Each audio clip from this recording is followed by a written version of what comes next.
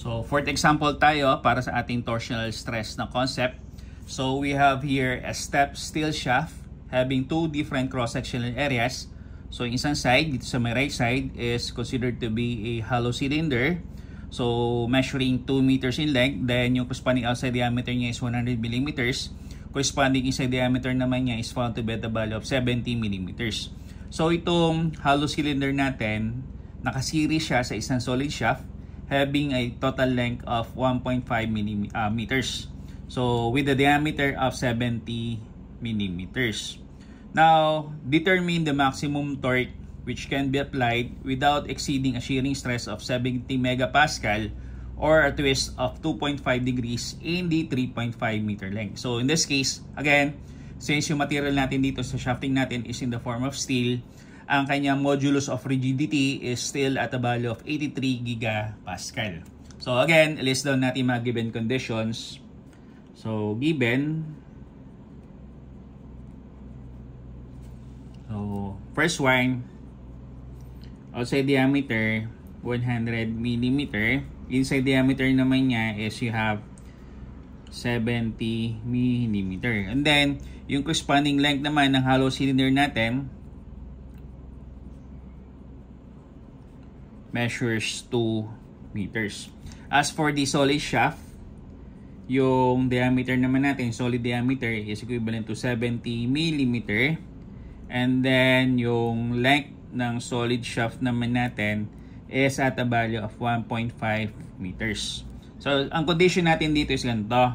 Hanapin daw natin yung maximum torque provided ang shearing stress natin hindi sosobra o po pwedeng equivalent to 70 megapascal as well as yung angle of twist natin po pwedeng equal to o not greater than 2.5 degrees. Then, yung modulus of rigidity natin para sa steel, still at a value of 83 gigapascal. Ayan. So, hanapin natin yung maximum torque. So, in this case, dahil yung shafting natin is in the form of a hollow cylinder and then a solid cylinder, meron na tayong dalawang possible formulas para makuha natin yung maximum torque by using the torsional stress. And then another one, since given dito yung angle of twist lumalabas, meron naman tayong isang possible formula para makakuha tayo ng value ng torque. So in this case, tatlong torque values in the end ang makukuha natin. And then, eventually in the end, kinakailangan masatisfy lang natin itong dalawang condition para mapili natin yung tamang maximum torque that could be possessed by this step steel shaft which is rotating or which is to rotate as one whole piece. So, list down lang natin dito. So, unahin muna natin yung sa may solid shaft. So, ito yung solid shaft natin. So, yung torque via the solid shaft. So, ang formula ng panggagalingan niya eventually is ito. So, you have SS is equivalent to 16T all over phi d cube. Ayan. So, eventually, magiging formula natin ng torque by means of using this solid shaft is you have T is equivalent to SS phi d cube all over you have 16. So, meron tayong isang formula. Yan. So, another formula is yung torque by using the hollow shaft. So, sulit ko lang. Torque by hollow shaft.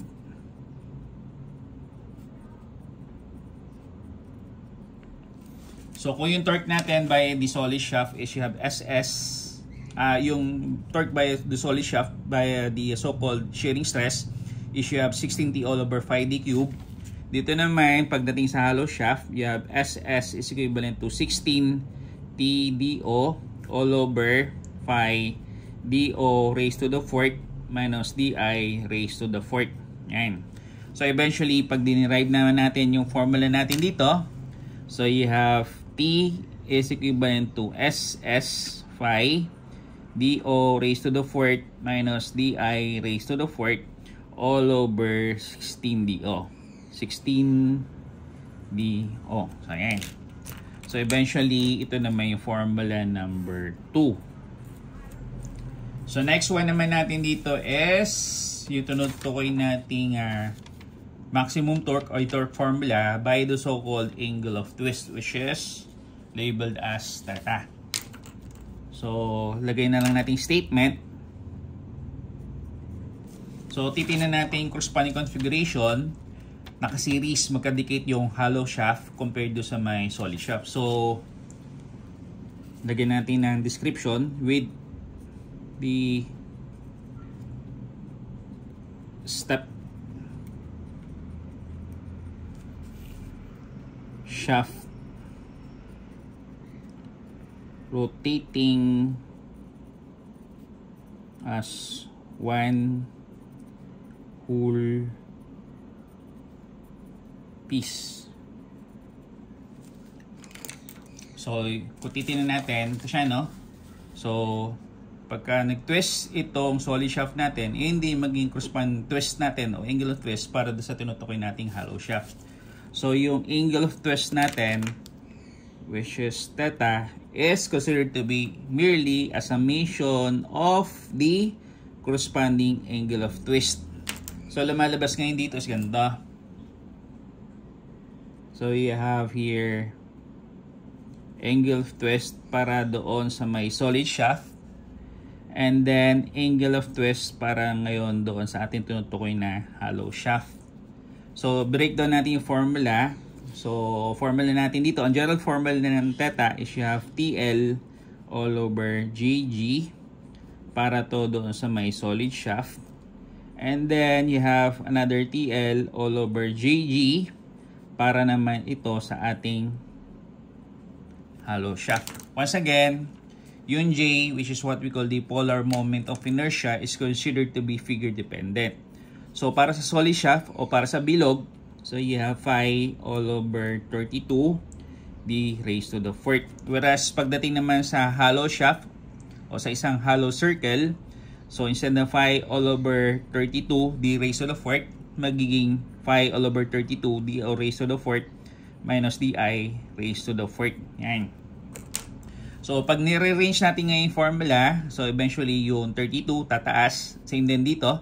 So instead na TL, so you have here 32 TL. So naiiwan ngayon si phi d raised to the 4th as well as G. Plus you have 32 TL all over phi DO raised to the 4th minus DI raised to the 4th, and then yung modulus of rigidity. So ayan. So ito ngayon yung formula natin sa tinutukoy nating angle of twist. So ito yung formula number 3. So ang gawin natin dito is try natin sagutan o kuhanin yung mga respective torque by the so-called torque using the torsional stress of the solid shaft. Formula natin is you have torque T is equivalent to SS phi d cube all over 16. And then another value of the torque using the hollow shaft. So in this case, you have SS is equivalent to 16 TDO all over phi DO raised to the 4th minus DI raised to the 4th.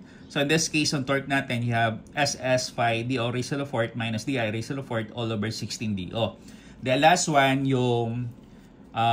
yung torque natin, which is basically nandito. So derive mo muna, papalaan na natin tong formula natin dito, no? So hindi pa natin derive. So mangyayari ngayon dito is ganito. Factor out muna natin ito. So as in theta is equivalent to, ilabas muna natin yung torque. So you have T, then you have 32 L all over phi d raised to the 4th as well as G, plus you have 32 L phi DO raised to the 4th minus DI raised to the 4th multiplied by G. So since ang goal natin dito is makuha natin yung corresponding torque, so eventually itong part ng portion na to, eventually pag transpose natin sa kabilang side, papailalim dun siya sa tinutukoy nating angle of twist. So torque therefore is equivalent to,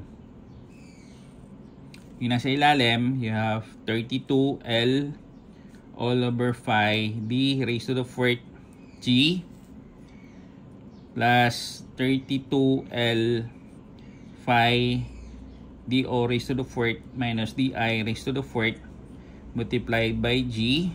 And then, yung nasa taas, yung tinutukoy nating angle of twist. So, ito ngayon yung third formula natin para sa ating torque. Yan. So, ang gawin natin dito is, unahin muna natin kuhanin yung torque by using the torque provided by the solid shaft. So, tingnan natin kung nilalabas na value. So, ito yung formula niya. So, torque by the so-called solid shaft. So, torque by solid shaft. So you have T is equivalent to SS phi D cube all over 16. So SS shearing stress natin pwedeng equal to 70 pero hindi po pwede sumobra sa 70 or less than 70. 70 gagamitin natin. So 70 megapascal, pag sinabi natin megapascal, ang identity niya is you have Newton per square millimeter, and then you have phi, and then yung diameter niya, ang diameter natin para sa solid shaft is you have 70. So 70 cubic millimeter all over 16. So simplify natin unit. Square millimeter, cubic millimeter, you have millimeter. So once again, since ang hinahanap natin dito is yung torque, ang typical unit kasi ng torque is you have Newton meter, pwede siyang feet pound, pwede yung BTU, pwede yung joule, and so on and so forth. So mag-provide tayong conversion that for every 1 meter, you have 1,000 millimeter. Yan. So magkakancel out yung millimeter. Final unit natin is Newton meter or unit of the joule. So, torque ng solid shaft natin is equivalent to, tablet natin. So, you have 70 times phi times 70 raised to 3 all over 1,000 times you have 16. So, yung torque natin dito by the solid shaft, you have 4,714.3525. So, torque natin is you have 4,714.3525 Newton meter. So, ito yung isang torque natin na kayang ibigay ng isang solid shaft. Ngayon, susunod natin dito is yung torque by the so-called hollow shaft, which is ito yung formula natin. So lagyan lang natin dito. So you have the so-called torque by the hollow shaft. Torque by the hollow shaft. Ang formula naman natin is you have T is equivalent to SS phi dO raised to the fourth minus di raised to the fourth all over 16 dO.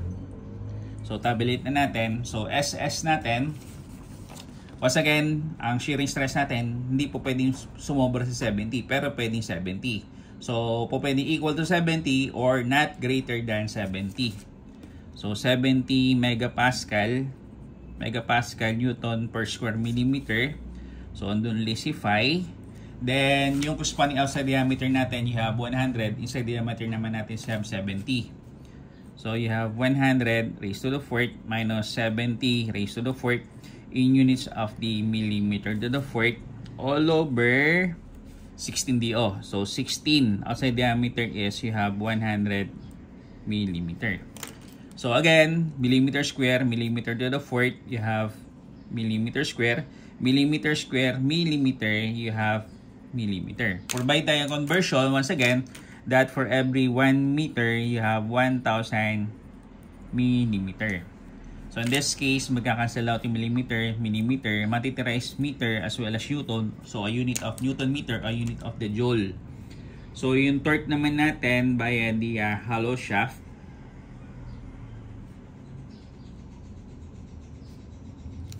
Tabulate lang natin sa Calcu. So, lumalabas, you have what? So, you have 70 multiplied by 5 multiplied by 100 raised to the 4th minus 70 raised to the 4th once again. So, si 1,000, baba na natin. All over 1,000. Then, katabi niya si 16. And then, katabi niya uli si 100.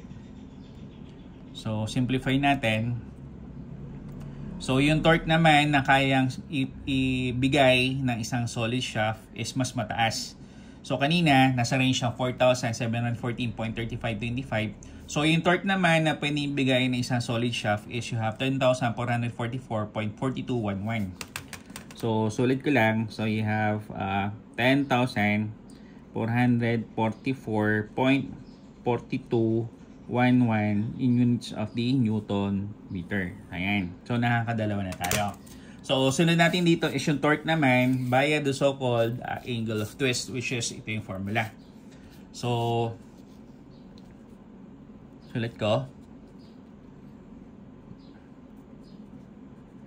Torque via angle of twist. So in this case, you have T is equivalent to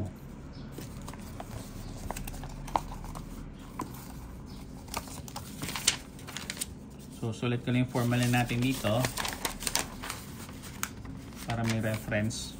So yung torque natin by using the angle of twist is you have T is equivalent to 32L all over 5 D raised to the 4th G plus 32L all over 5 DO raised to the 4th minus DI raised to the 4th G. Tapos sa taas naman, you have the angle of twist which is theta.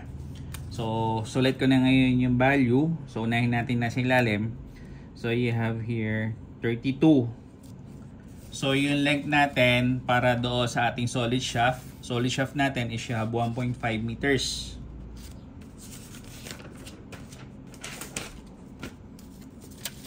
So, 32 multiplied by 1.5 meters. All over, you have 5. So, yung solid diameter naman natin, ang solid diameter natin is you have 70. So, 70 raised to the 4th. So, eventually, millimeter to the 4th. And then, ang modulus of rigidity natin, you have 83 gigapascal. So, 83 gigapascal. So, 83 gigapascal is you have 83 kilonewton per square millimeter. So, instead na kilonewton, from 83 kilonewton, gagawin ko siya as 83,000. 83,000 newton per square millimeter. Kasi, yung 1,000 is kilo. So, kilonewton all over square millimeter is you have gigapascal. Ayan. So, plus, sa kabilang side, you have 32 once again. So, you have 32. So, yung length naman ng ating tutukoy na hollow shaft is you have 2 meters. So, 2 meters siya. All over, you have 5. So, outside diameter naman niya is you have 100. Inside diameter, you have 70. So, 100 raised to the 4th minus 70 raised to the 4th. In units of the millimeter to the 4th. Tapos, once again, yung modulus of rigidity, gamitin ko 83,000 Newton per square millimeter. So, ayan. So, tingnan natin. So, lumalabas dito is ganito.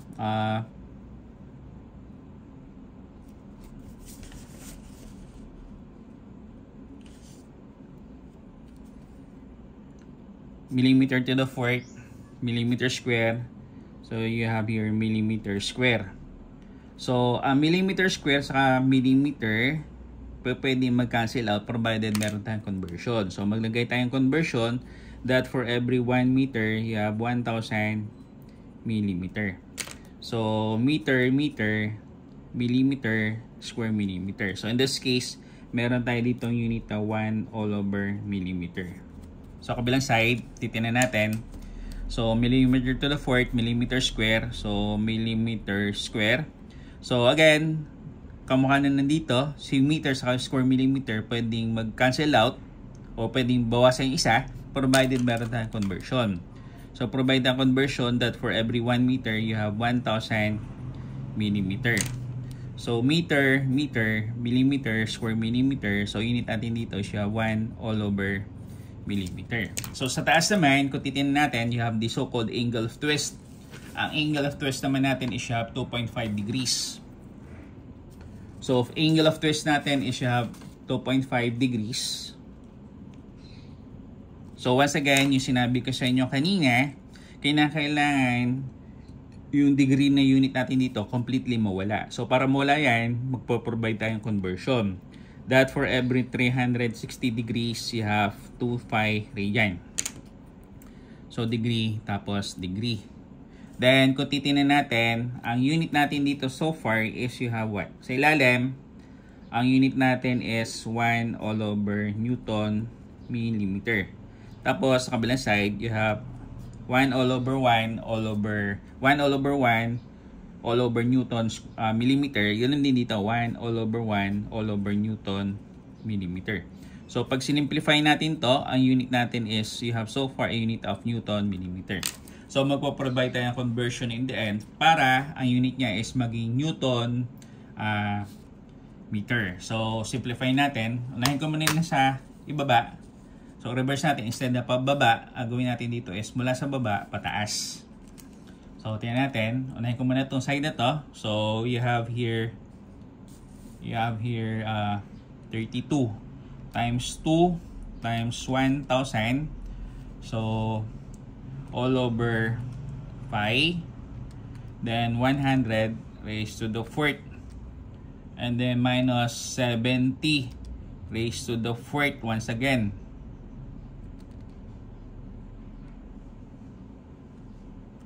Minus, ulit. So, unahin muna natin to. So, you have 32 times 2 times 1,000 all over 5.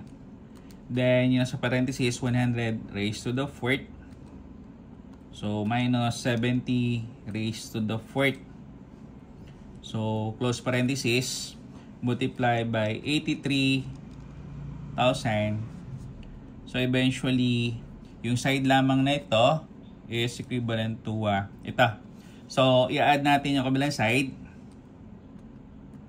So, 32 multiplied by 1.5 multiplied by 1,000 all over 5. Then, you have 70 raised to the fourth multiplied by 83,000. So, itong dalawang to, pag simplify is ito. And then, kukombine na natin sa taas. So, lagyan natin 2.5 times 2 times 5 divided by 360 divided by yung last inputted answer. So, yung lumalabas na torque naman is ito, no? So, you have 4,004,198. So, lagay ko lang dito na yung value niya is you have 4,004,198.043 in units of the Newton millimeter. So, convert natin once again. Dapat ito is in terms of the Newton meter. That for every 1 meter, you have 1,000 millimeter. So, in this case, magkakancel out yung millimeter. Final unit natin is Newton meter. So, same unit, kamukha ng mga dati, which is Newton meter or in units of the joule. So, itong last inputted value natin, di-divide lang natin sa 1,000. So, ang value niya is 4,004.1980. So, 4,004 torque by do sa tinutukoy nating angle of twist is you have 4,004.198 Newton meter. Ngayon, tanong ngayon dito is ganito. Alin dito sa tatlong torque yung maximum torque which can be applied without exceeding shearing stress of 70 megapascal or twist of 2.5 degrees in the 3.5 meter na length. So, pag-aralan natin. So, tingnan natin.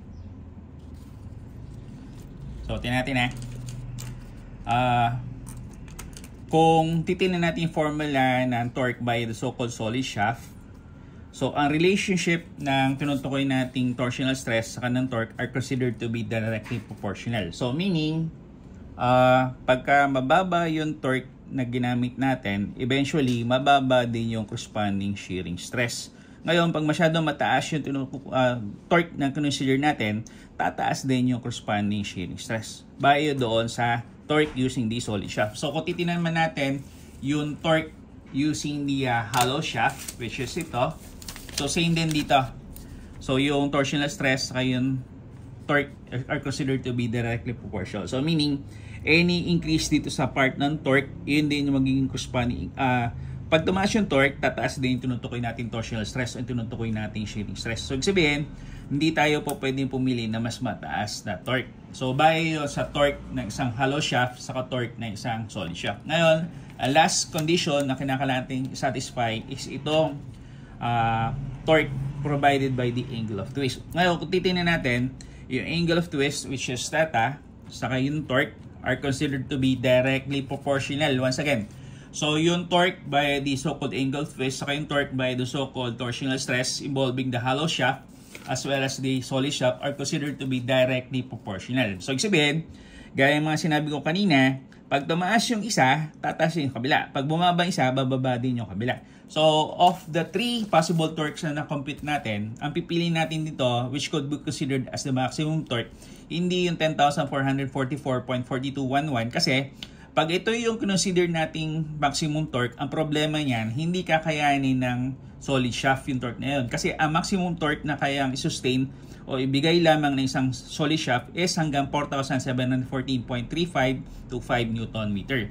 Ngayon, hindi rin naman po pwedeng gamitin 4,714.35 to 5 Newton meter pagdating dito sa may angle of twist kasi kung ang pagbabasya naman natin yung torque by the so-called angle of twist, ang maximum torque lamang na kaya niyang ibigay is hanggang 4,004.198 Newton meter. So, ang point lang natin dito is ganito. So, para maging safe yung assembly natin at hindi masira yung tinutukoy nating steel shaft, even though ang term natin dito is maximum torque, hindi natin pipiliin yung pinakamataas na value ng torque. Rather, ang pipiliin natin dito yung pinakamababang value ng torque para lamang masatisfy natin condition kung saan hindi po pwedeng tumaas yung sa shearing stress na 70 megapascal o hindi rin po pwedeng tumaas doon sa angle of twist natin which is at 2.5 degrees. So, gawa lang tayo ng statement. So, therefore, maximum torque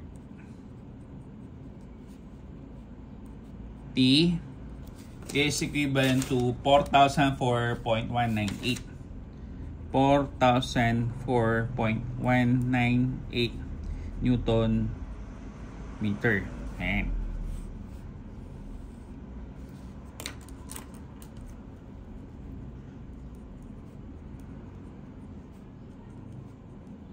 So, lagyan lang natin statement. As maximum torque by solid shaft is equivalent to 4,714.3525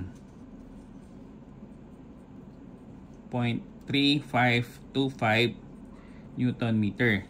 And then yung maximum torque by the so-called hollow shaft naman natin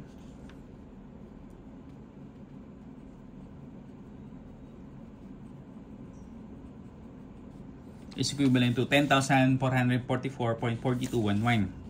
10,444.211 Newton meter. So, among the three maximum torques na pwedeng ibigay ng angle of twist, ng ating solid shaft, saka ng hollow shaft, ang pipili natin maximum torque, yung pinakamababa. which is 4,004.198. Kasi pag pinili natin yung ibang torque na yan, merong isang part dyan na hindi kakayanin o iba-violate yung condition natin kung saan kinakailangan pasok lamang sa 70 megapascal yung torsional stress o shearing stress, as well as pasok sa 2.5 yung angle of twist natin. So yung maximum torque natin dito is you have 4,004.198 Newton meter. So yan.